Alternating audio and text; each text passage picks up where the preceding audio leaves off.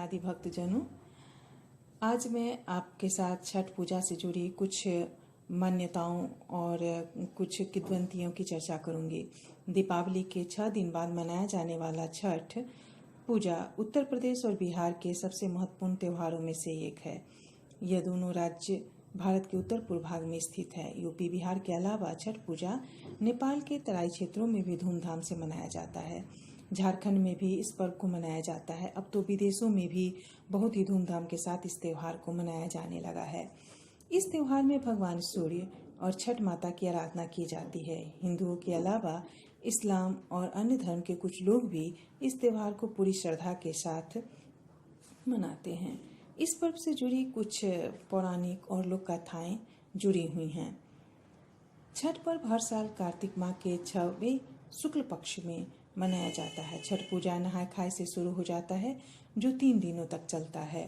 छठ व्रत करने वाली व्रती 3 दिनों का उपवास रखती हैं। पुरुष या महिला किसी के भी द्वारा किया जा सकता है। जो कोई अपनी इच्छा पूरी करना चाहते हैं, वे छठ माता से प्रार्थना करते हैं और इस त्योहार में साफ सफाई का विशेष ध्यान दिया जाता है। क्यों मनाया जाता है छठ पर्व? छठ मनाने के पीछे कई मान्यताएं हैं। जो छठी माता उस व्यक्ति की सभी मनोकामना पूरी करती हैं जो इस व्रत को स्वीकार करते हैं। हिंदू धर्म के पवित्र कार्तिक माह के 6वें दिन मनाया जाता है, इसलिए इसे छठ के रूप में जाना जाता है, जिसका अर्थ है 6। यह मान्यता एक वह भी है कि भगवान सूर्य की एक बहन थी जिनका नाम छठ माना जाता है, माता है। इसीलिए लोग उनकी बहन को प्रभावित करने के लिए भगवान सूर्य से प्रार्थना करते हैं। बुनियादी रूप से छठ में सूर्य की उपासना की जाती है। छठ को मनाने के पीछे कई सारी मान्यताएं हैं और कई नियम तथा प्रतिबंध भी हैं, जिनका इस व्रत से जिनसे इनका पालन करने से लोगों को बहुत खुशी मिलती है और लोग की हर मनोकामना पूर्ण होती है। छठ को करने वाले व्रती 3 दिन तक का उपवास रखते हैं।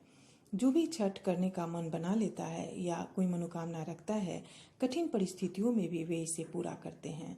वास्तव में छठ को विश्वास का त्योहार माना जाता है। इसके साथ ही छठ एक ऐसा पर्व है जिसमें प्रत्यक्ष दिख रहे भगवान सूर्य की आराधना की जाती है।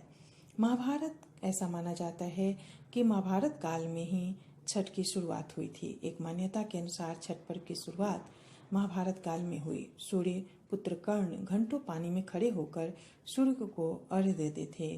कुछ कथाओं के अनुसार अपने प्रियजनों की लंबी उम्र की कामना के लिए द्रौपदी भी नियमित सूर्य की आराधना करती थी।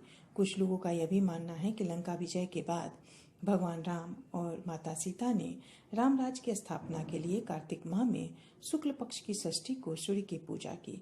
पुराणों के अनुसार राजा प्रियव्रत ने पुत्र प्राप्ति के लिए छठ व्रत किया था।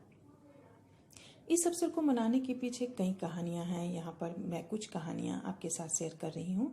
ऐसा माना जाता है कि जब पांडवों ने अपना सब कुछ खो दिया था, तब द्रौपदी ने इस व्रत को किया और एक बार फिर से सब कुछ सामान्य हो गया।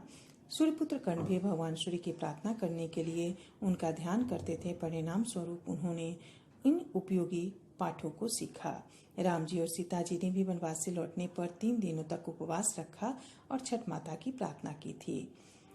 एक राजा जिसका नाम प्रियव्रत था, वह बहुत निराश था क्योंकि उसको कोई संतान नहीं थी। फिर वह महर्षि थे जिन्होंने संतान प्राप्ति के लिए यज्ञ किया और राजा से अपनी पत्नी को यज्ञ की खीर देने को कहा।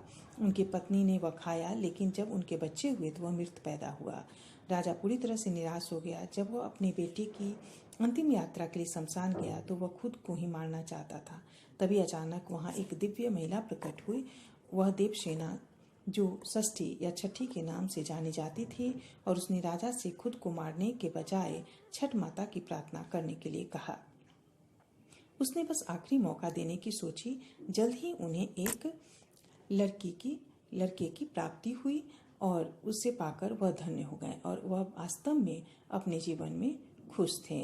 लोग छठी माता से समृद्धि, धन, बच्चे सभी कुछ का आशीर्वाद मांगते हैं और छठ माता अपने भक्तों की सभी इच्छाओं को पूरी करती है। जो भी दृढ़ निश्चय से, ईमानदारी से इस व्रत का पालन करता है, छठी माता उनकी सारी मनोकामनाओं को पूर्ण करती हैं।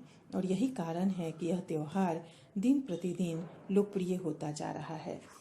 धन्यवाद दोस्तों। अगर मेरा प्रयास आपको पसंद आए तो वीडियो को ज़्यादा से ज़्यादा लाइक करें, शेयर करें और चैनल को सब्सक्राइब करना बिल्कुल न भूलें और कमेंट करना बिल्कुल न भूलें। आपको जो भी कमियां समझ में आती हैं तो उससे मुझे ज़रूर अवगत कराएं, जिससे मैं अच्छे से अच्छे वीडियो बनाकर आप लोगों के सामने आ सकूं। धन्यवाद। जय माता दी भक्तजनों।